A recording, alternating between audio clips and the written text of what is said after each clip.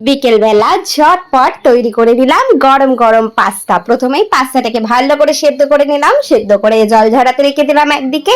তেলের মধ্যে একটু শুকনো লঙ্কা ফোড়ন দিয়ে ছোট্ট ছোট্ট করে পেঁয়াজ কুচিয়ে রেখেছিলাম, পেঁয়াজগুলো ভালো করে লাল লাল করে ভেজে নেওয়ার পরে ওর মধ্যে দিয়ে দিলাম টমেটো আর কাঁচা লঙ্কা কুচি, দিয়ে ভালো করে নাড়িয়ে চাড়িয়ে সামান্য একটু জল দিয়ে, পাস্তাটা যে জল দিয়ে সেদ্ধ করেছিলাম সেই জলই একটুখানি রেখে দিয়েছিলাম, আর একটুখানি টমেটো সস দিয়ে দিয়েছিলাম এর মধ্যে, দিয়ে ভালো করে নাড়িয়ে চাড়িয়ে পাস্তাগুলো দিয়ে দিলাম। আমরা এইভাবেই খাই, কারণ প্রায়শই যেহেতু খাওয়া হয় একটু সিম্পল ভাবেই খাই।